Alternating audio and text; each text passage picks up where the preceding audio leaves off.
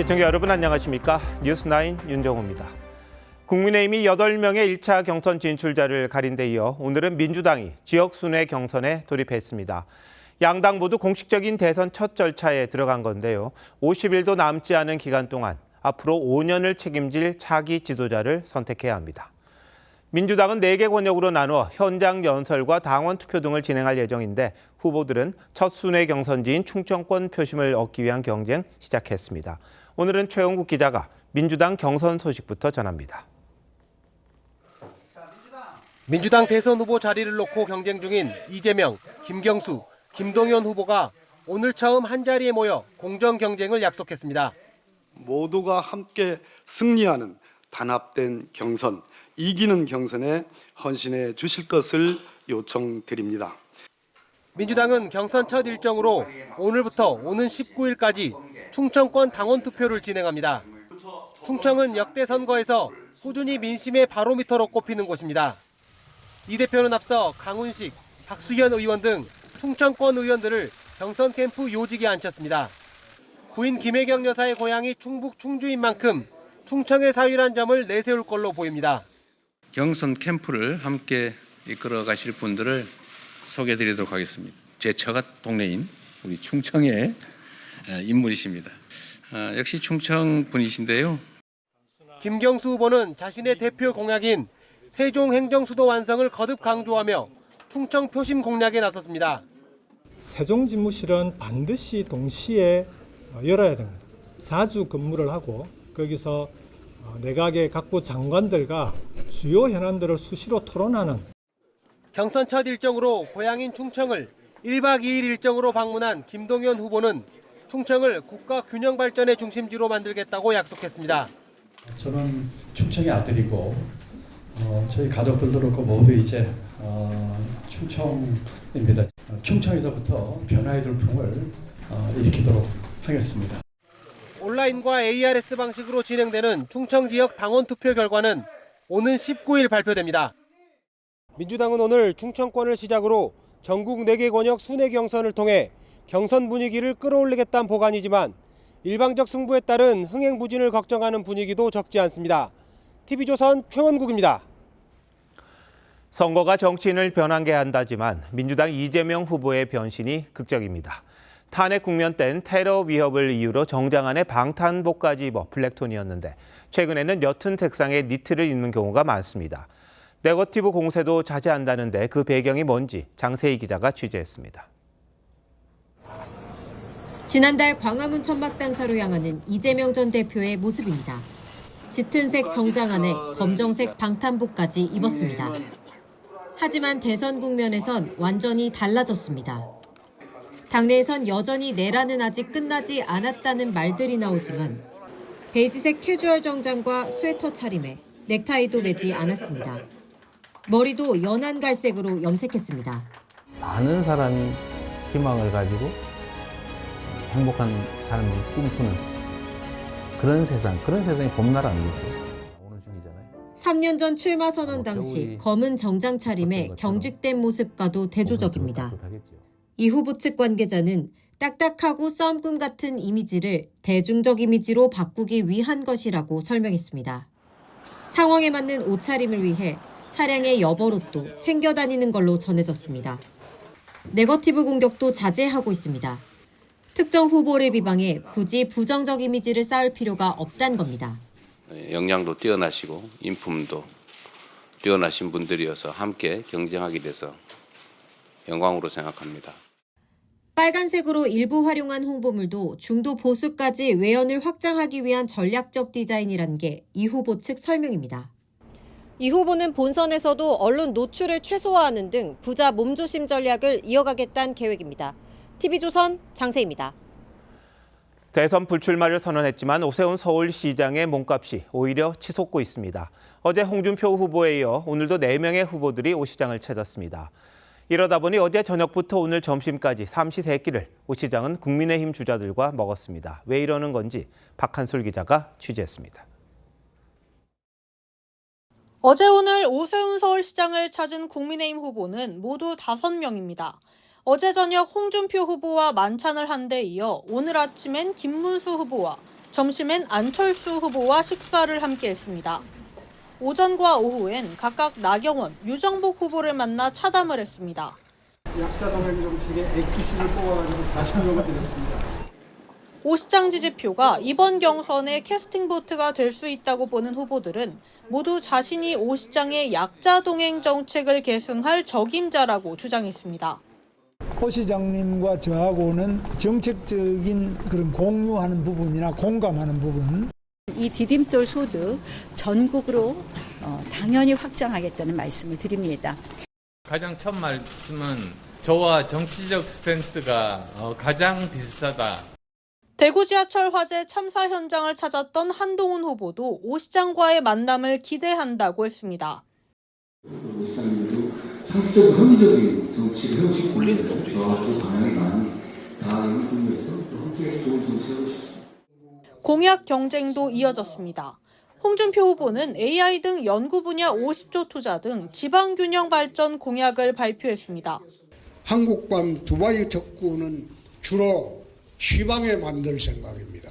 각종 특구를 전국 지방에 다 분산을 시켜서 이철호 후보는 광주를 찾아 인공지능 생태계 구축 공약 등을 제시했습니다. TV조선 박한솔입니다. 국민의힘 주자들은 윤석열 전 대통령과의 관계 설정도 고민입니다. 그동안 말을 아껴왔는데 거리 두기에 본격 나서는 후보가 나왔습니다. 탄핵에 반대했던 주자들도 윤 전 대통령이 자꾸 등장하는 건 도움이 되지 않는다는데 대체로 동의하는 듯합니다. 한송원 기자가 분위기를 알아봤습니다. 국민의힘 유정복 후보는 별도의 기자회견을 열고 윤석열 전 대통령을 잊어야 할 때라고 강조했습니다. 언제까지 과거에 매여 미래를 망치는 자해 행위를 할 것이냐며 윤 전 대통령의 거취 문제도 언급했습니다.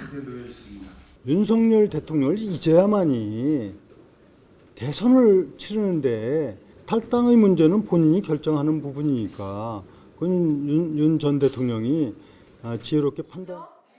탄핵에 반대했던 주자들도 윤 전 대통령 언급을 피하며 거리 두기에 나선 모습입니다. 대통령의 마음을 파는 모습도 안 좋고 또 대통령을 또 자꾸 언급하는 것도 좋지 않다고 생각을 합니다. 나는 전 대통령 정권을 용병 정권이라고 신작 이야기를 했습니다. 탄핵을 찬성했던 한동훈 후보도 윤심보다 민심이 훨씬 중요하다고 말했습니다. 하지만 계엄 직후 자신이 윤 전 대통령에 대한 윤리위 회부를 지시했던 걸 언급하며 지금에서야 입장을 바꾸는 건 정략적 태도라고 꼬집었습니다. 평당원이 된 윤 전 대통령에 대한 탈당이나 출당 논의는 더 이상 의미가 없다는 겁니다. 제 방침이나 의견에 동의하지 않았던 분들이 지금 그런 말씀을 하는 거 지금 와서 그렇게 하는 건 큰 의미는 없다고 생각해요. 소장파로 꼽히는 김재섭 조직부총장은 대통령과 결별하지 않고 선거에서 승리할 방법은 없다며 윤 전 대통령과의 절연을 주장했습니다. TV조선 한송원입니다.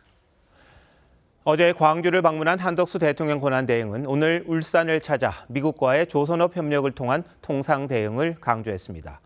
이틀에 걸쳐 영호남을 도는 일정을 두고 여러 해석이 나올 수밖에 없습니다. 그리고 지난주 트럼프 대통령과 통화할 때 트럼프 대통령이 한 대행에게 만나고 싶다는 취지의 말도 했던 것으로 파악됐습니다. 이건 무슨 의미가 있는지 이채영 기자가 단독 보도합니다. 지난 8일 밤 트럼프 미국 대통령이 한덕수 권한대행과의 통화 중 만나고 싶다는 취지의 발언을 한 걸로 알려졌습니다. 복수의 정부 관계자는 만남을 기대한다는 내용의 표현이 있었던 건 사실이라며 의례적 인사인지 실제 만남에 무게를 둔 발언인지는 현재로선 판단하기 어렵다고 전했습니다. 다만 정부는 현재 한 대행의 방미는 검토하고 있지 않다고 했습니다. 한 안보당국 인사는 다음 주 기재부와 산업부 장관의 방미 협상에서 가시적 성과가 나온다면 추가 통화나 화상회담이 검토될 수 있을 것이라고 했습니다. 필요한 경우에는 트럼프 대통령과 직접 소통을 통해서 해결점을. 어제 광주의 자동차 공장을 찾은 한 대행은 오늘 울산의 조선소를 방문해 구축함과 초계함을 둘러봤습니다. 트럼프 대통령이 줄곧 한국과의 협력을 강조해온 조선업은 미국의 관세 압박에 대한 우리 정부의 대응 카드로 꼽히는데 한 대행은 트럼프와의 통화를 재차 언급하면서 교선협력 강화가 양국 이익 증진과 산업 제도약의 기회가 될 것이라고 했습니다. 울산 전통시장에선 결식아동에게 무료 음식을 제공해온 돈가스집을 찾아 감사를 표했습니다. 어려운 그런 어린이들한테 그냥 단순히 돈가스를 하나 공급해 주는 것만이 아니라 따뜻한 그런 마음까지도. 한대행은 당분간 산업과 민생 현장 행보를 이어갈 계획인 걸로 전해졌습니다. TV조선 이채연입니다.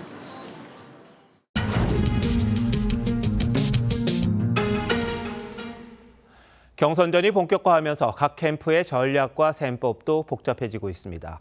저마다의 이유로 후보들을 도우려는 현역 의원들의 캠프 합류도 이어지고 있는데요. 오늘 뉴스더 코너에선 의원들 움직임에 숨겨진 속내, 또 이번 선거 변수 중 하나로 꼽히는 이른바 반명연대 성사 가능성까지 더 짚어보도록 하겠습니다. 정치부 김아린 기자 나왔습니다.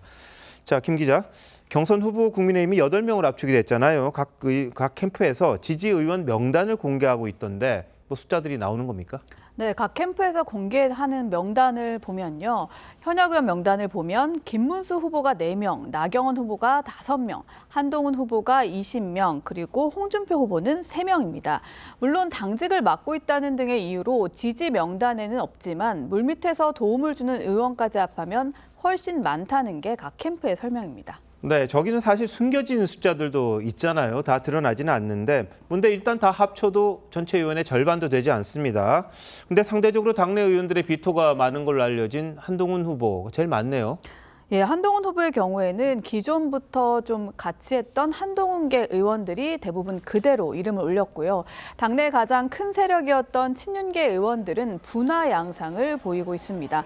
특히 상당수는 1차 컷오프까지 지켜보겠다며 여전히 관망 중인 경우가 많았습니다. 네. 자, 근데 한덕수 대행을 지지한다는 의원들 50명이다, 더 넘었다 이런 주장도 있던데 이 의원들은 어떻게 움직이고 있습니까? 역시 대부분 관망세지만요. 일부 의원들은 공식 또는 비공식적으로 김문수 후보를 돕고 있습니다. 김 후보가 최종 후보로 올라갈 경우 한대행을 무소속으로 출마하도록 설득한 뒤 단일화를 시도하겠다는 구상이 깔려 있습니다. 한대행 출마를 공개 요구했던 박수영 의원은 김문수 캠프 합류를 선언하면서 경선 이후 김문수 후보와 한대행 단일화가 유일한 필승 방법이라면서 향후 단일화 추진 의지를 분명히 했습니다. 네, 단일화를 위해서 캠프에 간다 이런 이야기네요. 예. 근데 한대행 출마를 촉구하는 건 역시 반 이재명, 이른바 반명연대를 하기 위한 일환일 텐데 이게 성사가 될까요? 2017년에 박근혜 전 대통령 탄핵 직후에 치러진 조기 대선 당시에도 반문재인, 즉 반문연대가 시도된 적이 있습니다. 하지만 결국 무산됐는데 반문이라는 목표는 같았지만 탄핵을 둘러싼 시각 차이로 갈라진 보수 진영의 분열을 극복하지 못했기 때문입니다. 다른 후보를 압도할 정도로 확실한 구심점을 가진 후보도 없었죠. 결국 홍준표, 유승민, 안철수 후보가 각각 완주하면서 전체 총합 득표수는 앞섰지만 문재인 후보가 승자가 됐습니다.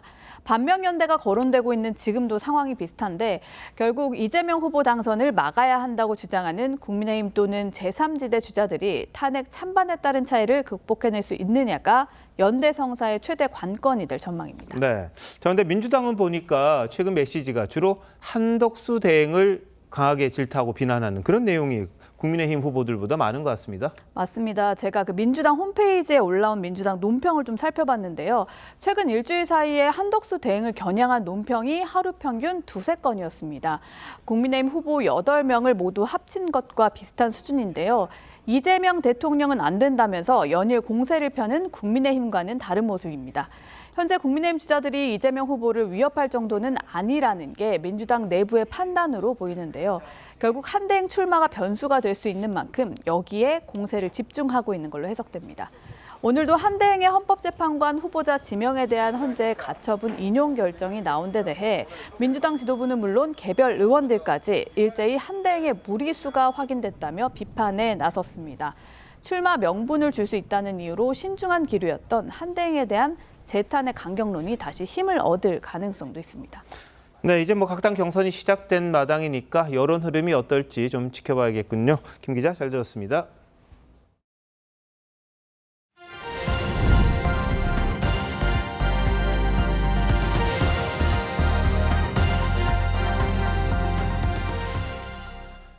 경제사령탑인 최상목 경제부총리가 다음 주 미국의 재무장관을 만나 관세 협상에 나섭니다. 한미 두 나라가 패키지 딜에는 공감대를 형성했습니다만 구체적인 내용을 두고 상당한 진통이 있을 걸로 보입니다. 송병철 기자입니다. 관세 협상을 최상목 부총리에게 먼저 제안한 건 스콧 베센트 미국 재무장관입니다. 트럼프를 설득해 상호 관세 90일 유예를 이끌어낸 베센트 장관이 동맹국을 먼저 접촉해 협상에 나서고 있는 겁니다. Every country in the world who wants to come and negotiate, we are willing to hear you. 최 부총리는 다음 주 G20 재무장관 회의 참석차 미국 워싱턴을 방문해 베센트 장관을 만날 예정입니다. 이미 트럼프와 한덕수 권한대행이 전화통화로 여러 이슈를 묻고 한 번에 처리하는 패키지 딜에 대해선 공감한 만큼 두 사람은 협상의 윤곽을 잡을 것으로 보입니다. 최 부총리는 어제 국회 본회의에서 경제성이 낮다는 평가를 받는 알래스카 LNG 개발 사업 참여는 협상 카드로 가능하다면서도 방위비 추가 분담에 대해선 선을 그었습니다. 방위비와 관련돼서는 관심 있는 건 알고 있습니다만 저희가 현재 지금 준비하고 있는 그런 의제는 방위비는 포함되지 않습니다. 미국이 러브콜을 보내고 있는 조선업 협력도 우리가 제시할 카드로 꼽힙니다. 이번 협상은 단기적 통상 갈등을 조율하는 데 그치지 않고 향후 미국의 압박 기조에 대한 우리의 대응 전략을 평가받는 시험대라는 해석이 나옵니다.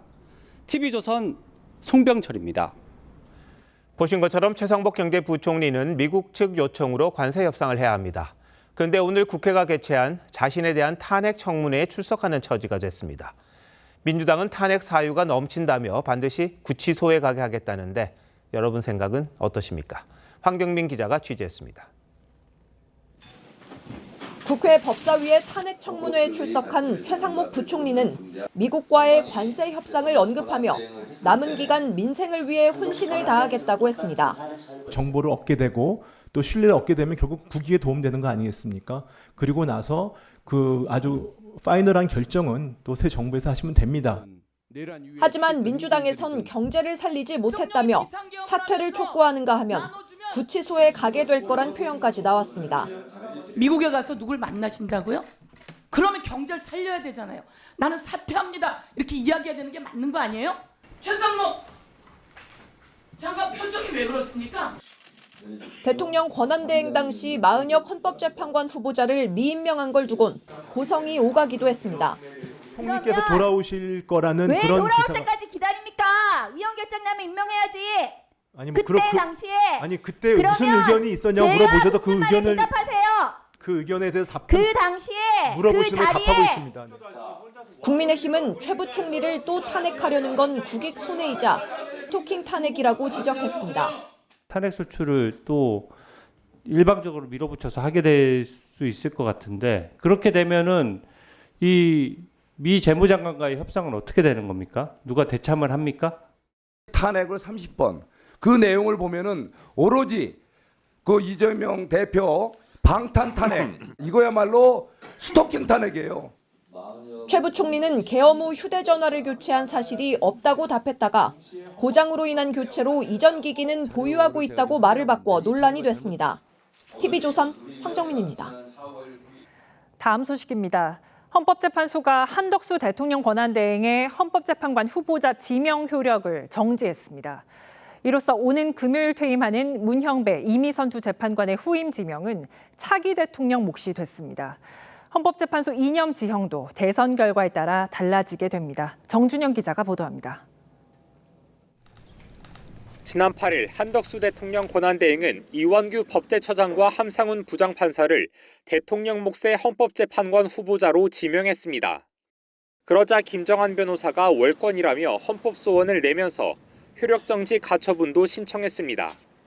헌법재판소는 오늘 만장일치로 한 대행의 후보자 지명 효력 가처분을 인용했습니다. 헌재는 대통령 권한대행이 재판관을 지명할 수 있다고 단정할 수 없다며 만약 가처분이 기각됐다가 추후 본안이 인용될 경우 극심한 혼란이 발생하게 된다고 했습니다. 국민으로부터 직접 선출된 대통령의 민주적 정당성과 비교하면 상당히 축소된 간접적인 민주적 정당성만을 한 대행 측은 임명 전 단계인 후보자 발표는 공권력 행사가 아니라며 각하를 주장했지만 받아들여지지 않았습니다. 이로써 오는 18일 퇴임하는 문영배 이미선 재판관의 후임은 6.3 대선에서 선출된 차기 대통령이 지명할 가능성이 커졌습니다. 이완규, 함상훈 후보자가 임명되면 헌재 이념 지형은 5대 2대2 보수 우위로 바뀌는 상황이었지만 당분간 3대 2대2의 팽팽한 구도가 유지되는 겁니다. 한대행 측은 가처분 결정을 존중한다며 헌법소원 본안 선고를 기다리겠다는 입장을 밝혔습니다. TV조선 정신영입니다. 정부가 결국 내년도 의대 모집 인원을 증원 이전 수준으로 되돌리기로 확정한 걸로 알려졌습니다. 의대생들이 계속 수업을 거부하자 할 수 없이 백기를 든 겁니다. 하지만 의대생들이 수업에 참여할지는 여전히 미지수입니다. 박재훈 기자입니다. 의대생 737명이 등록한 고려대 의과대학 도서관 앞입니다. 공터는 횡하고 강의실 등을 드나드는 학생도 찾기 어렵습니다. 지난달 31일 의대생 전원이 복학을 신청했지만 본과 3, 4학년을 위주로 125명이 최근 유급을 통보받았습니다. 문과생 기준에서는 한 과목이라도 F를 받게 되면 유급이 되는 거거든요. 1년 전체가 유급이 돼서 이제 1년이 밀리는 건데 이 같은 수업 거부는 다른 의대에서도 잇따르고 있고 심지어 일부 의사 커뮤니티엔 복귀 의대생 신상이 유포돼 경찰이 수사에 착수한 상태입니다. 증원을 철회하려면 의대생 전원이 복귀해야 한다는 약속이 지켜지지 않고 있는 겁니다. 정부는 3월 말 학생들의 전원 복귀를 전제로 2026학년도 모집 인원에 대해 어청협 건의에 따른 총장님들의 자율적인 의사를 존중하고자 합니다. 그럼에도 정부는 내년도 의대 모집 인원을 증원 이전 수준인 3,058명으로 최종 결론 내고 내일 발표할 예정으로 알려졌습니다. 정부 구상대로 증원 철회가 의대생 복귀를 이끌어낼지는 불투명합니다. 2사학번과 2호학번도 교육이 안 되는데 2,6학번까지 들어오면 상황이 악화될 거란 비관론이 의대생들 사이 나옵니다. 이런 가운데 의사협회는 오는 20일 전국 의사 총궐기 대회를 열고 집단 목소리를 낼 예정입니다. TV조선 박재훈입니다. 오늘 4월 16일은 세월호 참사가 발생한 지 11년이 되는 날입니다. 전국 곳곳에선 노란색 추모 물결이 이어졌고 유족들은 그리운 아들, 딸들의 이름을 목 놓아 불렀습니다. 김태준 기자가 취재했습니다. 세월호가 침몰됐던 전남 진도군 동고차도 해역. 유족들이 바다에 꽃을 띄워 보냅니다. 아빠 소리 들리냐? 아빠는 매일 보고 싶어 죽겠다. 11년이 흘렀어도 그날의 상처는 아물지 않았습니다. 깊고 깊은 바다, 찰찬 바다에서 얼마나 차갑고 무섭고 두려움에 떨면서 사는 것이 죽어가는 모습이 얼마나 고통스러웠을까. 목포 신항으로 돌아온 유가족들은 희생자들을 향해 못다한 말을 전했습니다. 엄마는 어느새 우리 아들을 유학 보낸 것 같은 생각이 들더라.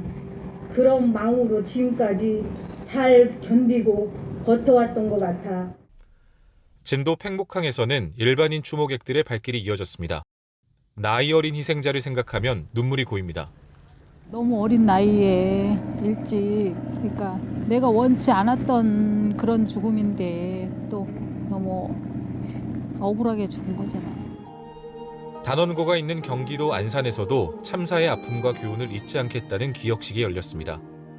약속에 묵념을 하겠습니다. 모두 묵념.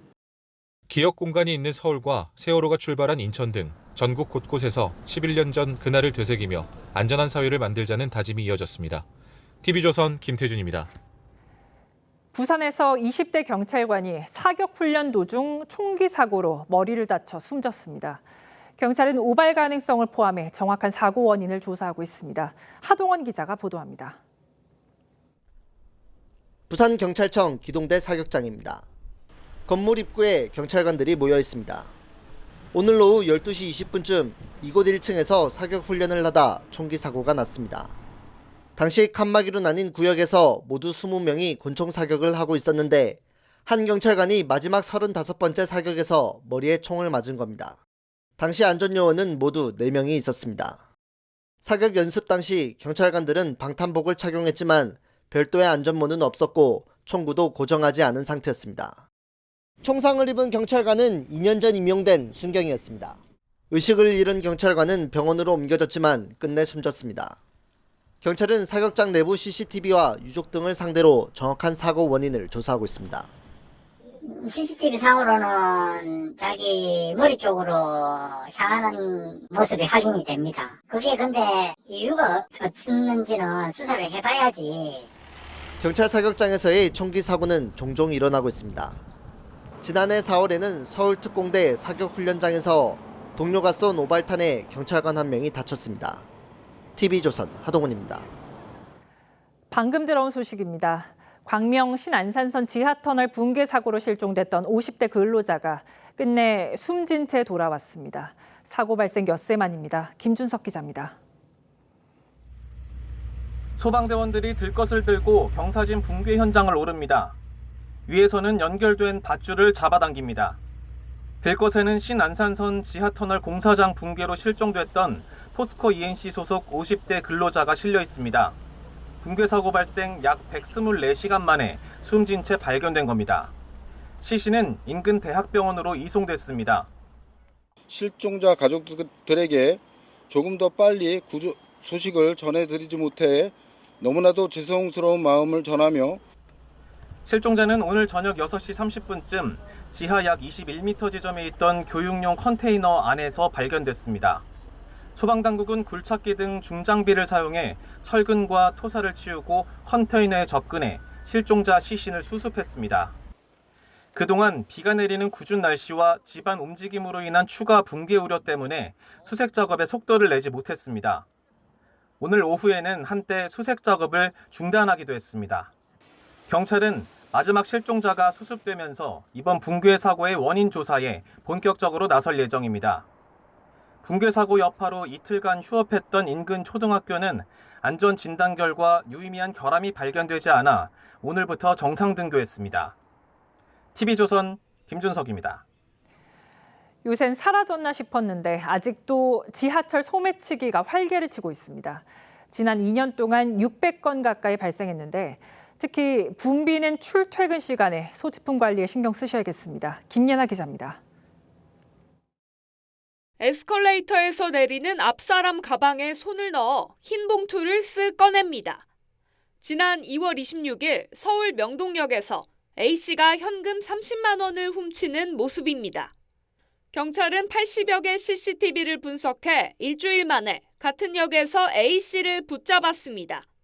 A씨는 절도등 전과 12범으로 출소한 지 6개월 된 상태였습니다.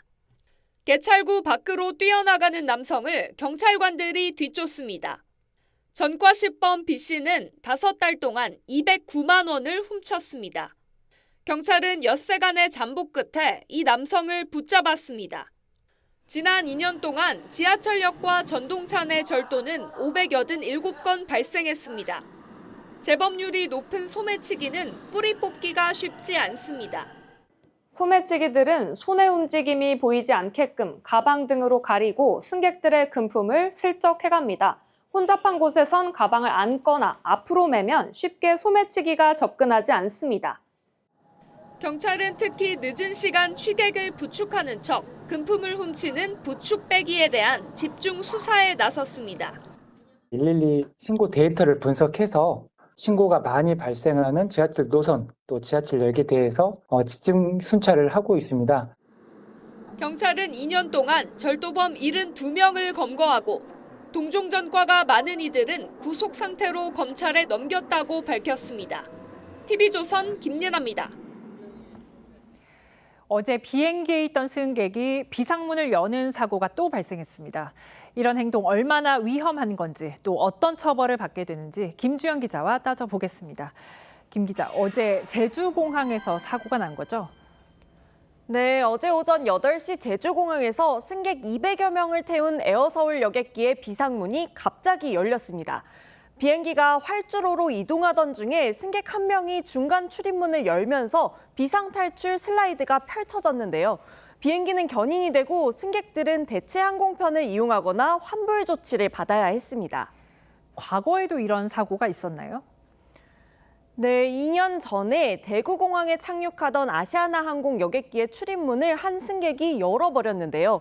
200m 상공에서 문이 열리면서 승객 9명이 호흡곤란 증세로 병원으로 이송됐습니다.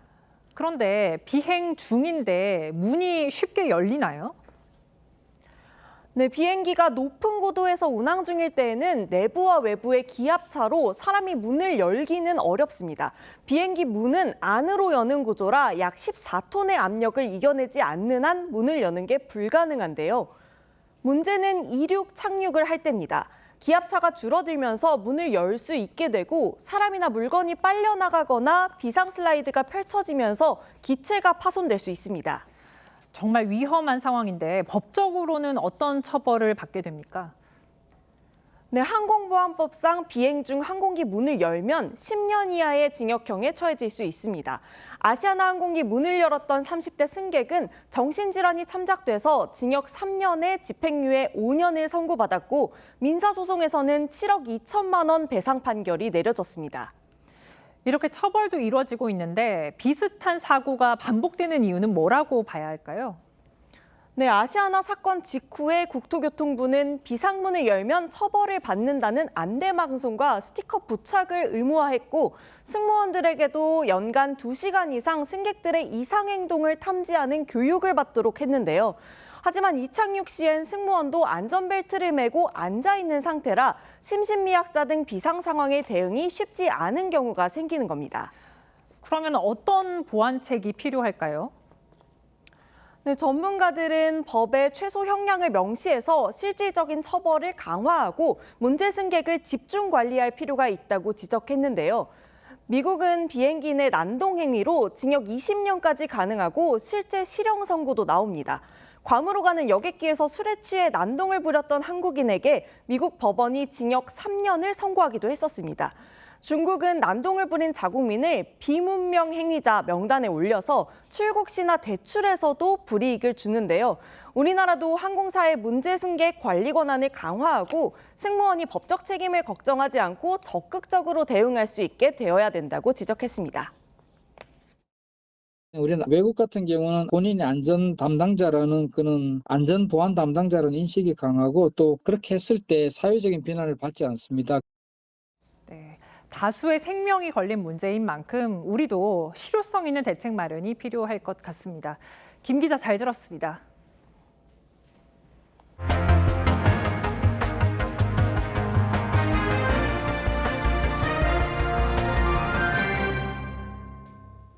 큰 선거가 있을 때마다 2030 세대를 잡기 위한 후보들의 여러 시도가 화제가 되곤 했습니다.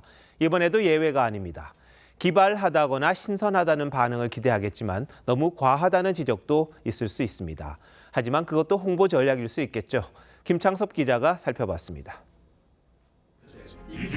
민주당 김동연 후보가 미국 영화 속 아이언맨 모습을 하더니 우주를 향해 날아갑니다.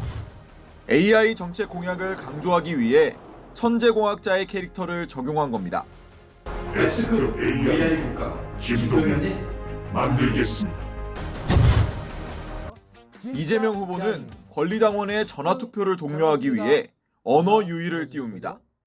받아주시옵소서 전하. 도대체 무엇을 받으란 말이냐? 따르릉 전화 왔습니다. 전화 받아주실 거죠? 국민의힘 안철수 후보는 최근 화제를 모은 일본 애니메이션 공연 영상을 활용했습니다.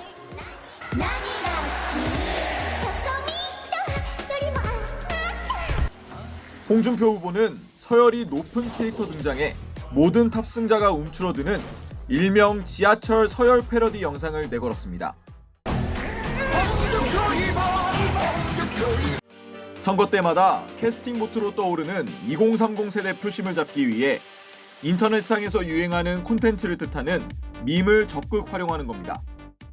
나경원 후보가 영화 속 한 장면을 활용한 일명 드럼통 퍼포먼스에 민주당은 이재명 후보에 대한 음해 프레임이라며 허위사실 공표로 고발했는데 나 후보는 맞고소로 대응하겠다고 반박했습니다.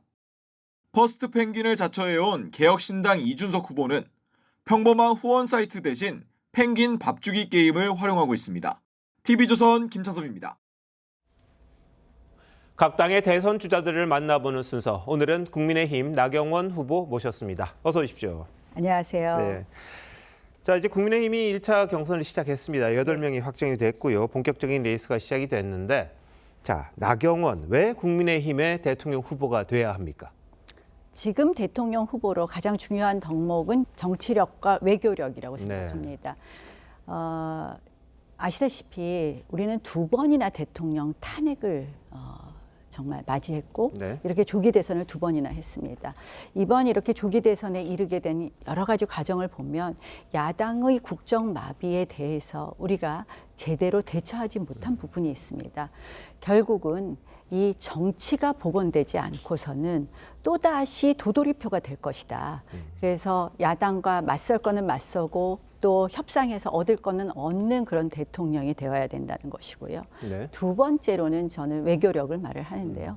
우리 경제 이야기를 하는데 경제의 가장 중요한 부분은 지금 외교로밖에 풀 수 없습니다. 풀 수밖에 없습니다. 근데 뭐 아시다시피 제가 문재인 정부 때 종전선언을 2번이나 미국에 가서 막아냈습니다. 백악관 또 의회를 통해서 막아냈고요. 지금은 또 트럼프 대통령 측과 통하는 유일한 우리 당 후보 아닌가 이렇게 생각을 합니다. 자, 그런데 이번 대선을 체제 전쟁이라고 규정을 하셨어요. 네. 이념이 밥이다 이런 말도 하셨는데 지금 말씀하셨던 뭐 경제나 통상 이것과는 좀 거리가 있는 것 아니냐 이런 지적도 나올 수 있을 법합니다. 아닙니다. 바로 직결됩니다. 아, 그런가요?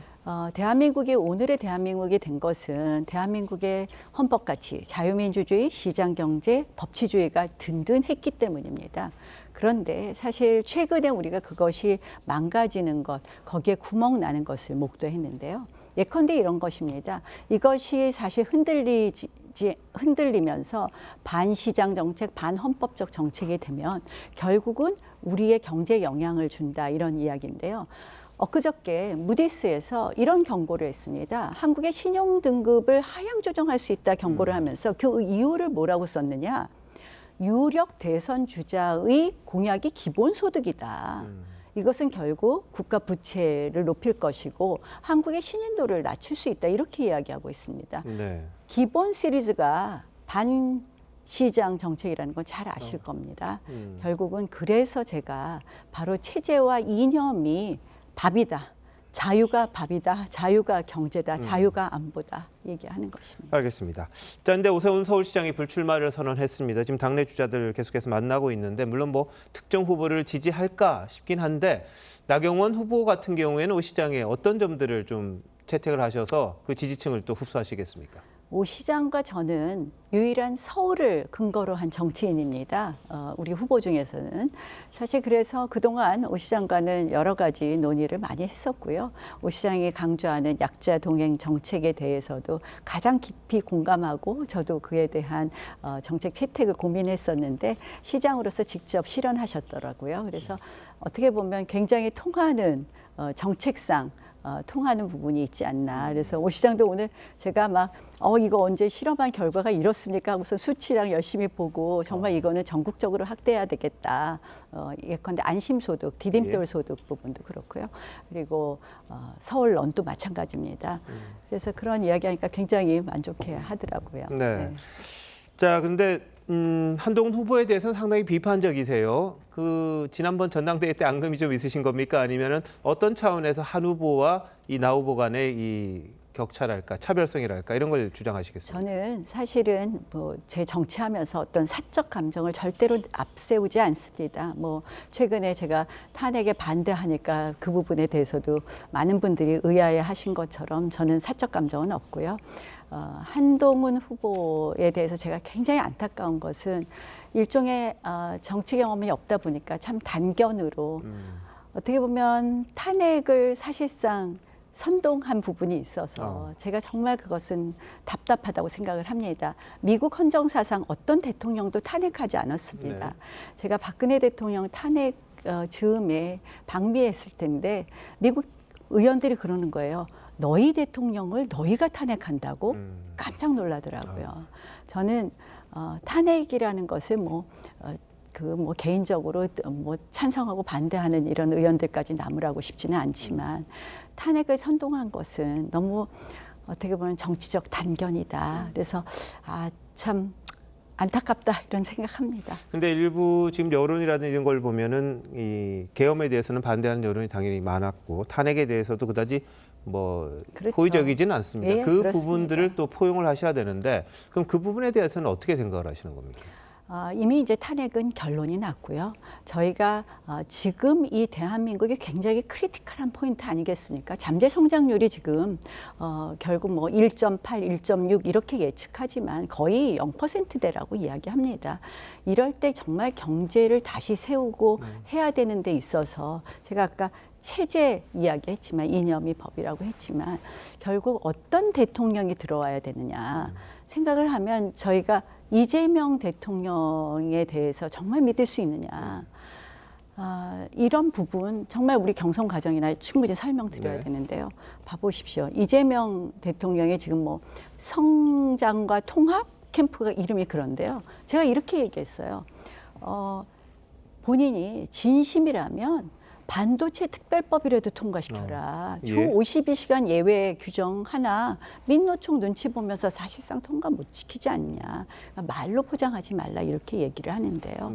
사실은 이런 시기에 결국은 우리가 앞으로 대한민국을 어떻게 이끌어가고 우리가 왜 잘할 수 있는지를 국민 여러분들께 정말 정말 절절히 설명해야 될 때라고 생각합니다.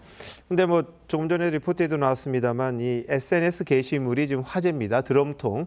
뭐 이재명 후보를 겨냥했다 이렇게 볼 수도 있는데 좀 과하다 이런 지적도 있거든요. 어떻게 보십니까? 제대로 겨냥했습니다. 그런 건가요? 네. 30, 40대 커뮤니티에서 이재명 후보를 드럼통이라고 부르고 있습니다. 아, 그런가요? 그 드럼통이 의미하는 건 뭐냐? 조폭 영화의 마지막에 이 소위 살인을 할 때 드럼통에 사람을 넣어서 시멘트로 하는 거 아실 겁니다. 바다에 빠뜨리는 거. 결국 이 두 가지가 있는데요. 그 이재명 후보와 관련된 여러 사건에서 6명인가 의문의 죽음, 일종의 유명을 달리했죠. 그런 공포심들도 있고요. 또 하나는 1인 정당, 이재명 1인 정당 민주당이 국회를 다 장악했는데 행정 권력까지 장악했을 때 그 공포심 역시 있다고 생각을 합니다. 이재명 후보는 예전에 이런 얘기했습니다. 권력은 잔인하게 써야 된다. 그래서 저는 그것을 바로 직격한 어쩌면 새로운 방법으로 그랬더니 민주당이 지금 뭐 난리가 났습니다. 뭐 저를 고소한다 그러는데 제가 막 고소한다 그랬습니다. 그래서 지금 사실은 우리가 이 대한민국 미래를 고민할 때 정말 어떤 견제받지 않는 어떠한 견제도 없는 이재명 대통령을 한번 상상해 보십시오. 저는 그런 의미에서 굉장히 민주당이 아팠는지 뭐 막 고소하고 이재명 후보는 어제 그런 얘기도 하더라고요. 자기 일생에 정치 보복은 없었다 이렇게 얘기를 하는데 저는 문재인 정부 때는 적폐몰이를 했는데요. 이번에는 아마 내란몰이를 할 거라고 생각합니다. 내란몰이요? 굉장히 강한 말씀하시네요. 아니 그게 강한 게 아니라요. 민주당이 엊그저께 본회의장에서 우리 같은 의원들한테 당신들은 내란 정당이다 이렇게 얘기했습니다. 그게 강한 게 아니라 그들은 그렇게 할 겁니다. 위헌 정당 해산 심판한다 그랬습니다. 뭐 적나라하게 이재명 후보를 겨냥한 그 SNS 게시물 올리셨는데, 근데 아까 뭐 의문의 죽음이라 그랬는데 뭐 그 내용 자체는 뭐 이게 드러나 다른 있는 뜻이 부분이 아니라 있으니까. 그러니까 유명을 달리한 분들이 알겠습니다. 계시니까 제가 말을 좀 정정해야 되겠네요. 유명을 달리한 분들이 계시니까. 알겠습니다. 그 정도로 하겠습니다. 근데 경선 이후에 이제 나오는 게 한덕수 차출론 뭐 이런 겁니다. 뭐 반 이재명 캠프 이런 말도 나오는데 혹시 후보가 되실 경우 그 부분은 어떻게 수용을 하실 생각이십니까? 저는 사실은 우리 당은 늘 기승전 용병이구나. 우리 스스로 자강하지 못하는구나. 그래서 어떻게 보면 당이 튼튼하지 못하고 그래서 어떻게 보면 우리가 지켜야 될 부분에 대해서 나서지 않고 뒤로 물러서는구나 이런 생각을 합니다. 그래서 사실은 용병 자체에 대해서는 부정적이지만 우리가 지금 정말 이번 대선은 중요한 대선이고 견제받지 않는 권력을 시킬 수는 없는 것 아닙니까? 그런 점에 있어서는 늘 열려 있다. 우리의 상상을 항상 상상력을 키워야 되는 부분이다 이렇게 생각합니다. 알겠습니다. 오늘 여기까지 듣겠습니다. 고맙습니다. 네, 맞습니다.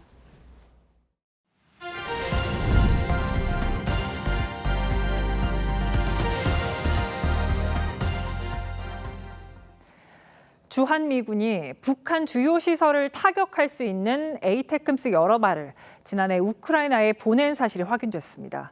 한반도 유사시에 대비한 전시 비축 물자입니다. 방공 요격 미사일 패트리엇 포대에 에이테크스까지 해외로 반출되면서 전력 공백 우려도 나오고 있습니다. 윤동빈 기자의 단독 보도입니다. 미사일 한 발로 축구장 4개 면적을 초토할 수 있어 강철비로 불리는 에이테크스는 주한미군이 보유한 가장 강력한 화력의 전술 탄도미사일입니다. 최장 300km까지 날아가면서 변칙 기동까지 펼쳐 요격이 어렵고 한 발당 가격은 10억 원이 넘습니다.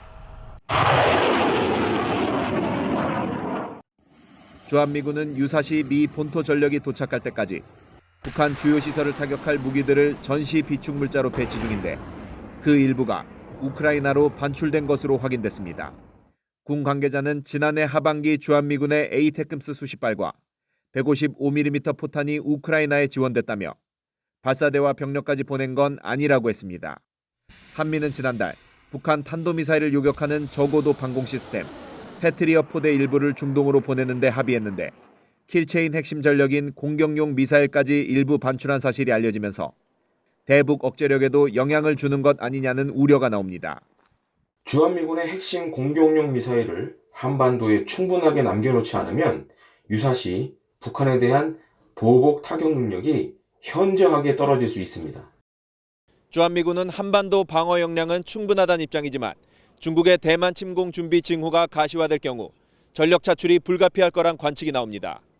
TV조선 윤동빈입니다.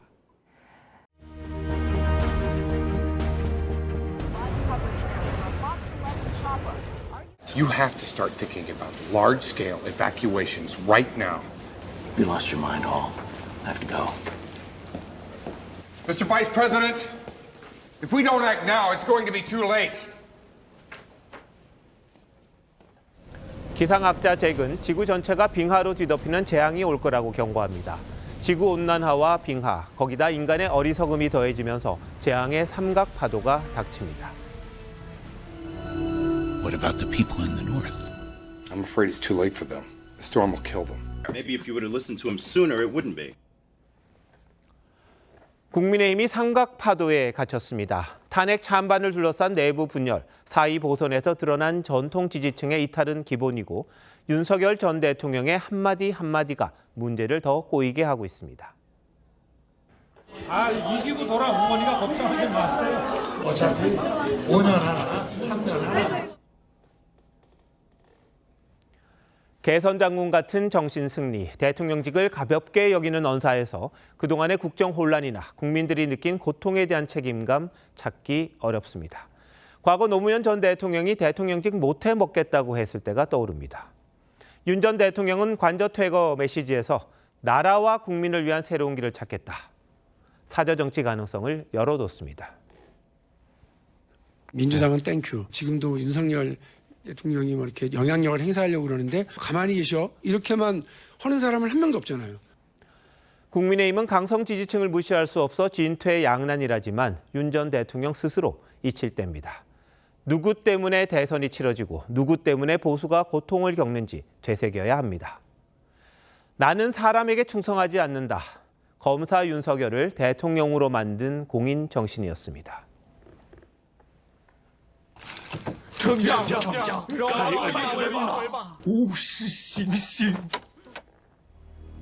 삼국지에서 제갈공명은 눈물을 흘리며 총애하는 장군 마속을 처형했습니다.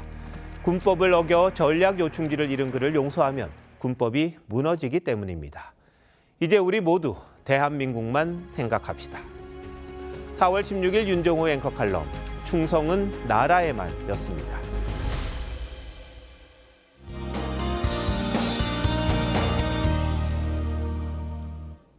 오늘 한낮에는 아침에 입고 나왔던 겉옷이 거추장스럽게 느껴질 정도로 따스함이 감돌았습니다. 내일은 오늘보다 더 따뜻해지겠는데요. 서울의 아침 기온 14도로 오늘보다 7도가량이 높겠고 낮엔 24도까지 오르겠습니다. 단 크게 벌어지는 일교차는 계속해서 주의해 주셔야겠고요. 내일 새벽에 수도권과 충남 북부를 시작으로 늦은 오후부터 밤 사이에는 강원 내륙과 산지에 5mm 미만의 비가 조금 내리겠습니다. 우산 챙기셔야겠습니다. 그 밖의 지역의 하늘에는 구름 많겠습니다. 내일까지 전국적으로 순간풍속 초속 15m 안팎의 강한 바람이 불어서 안전사고에도 유의해 주셔야겠습니다. 조금 더 자세한 지역별 아침 기온인데요. 청주와 대전 14도로 평년을 크게 웃돌겠고요. 낮에는 전주와 광주, 대구가 26도까지 올라서 5월 중순의 기온과 비슷하겠습니다. 이번 주말에도 전국에 비가 내리겠습니다. 내셨습니다. 4월 16일 수요일 뉴스9 마칩니다. 시청해주신 여러분 고맙습니다.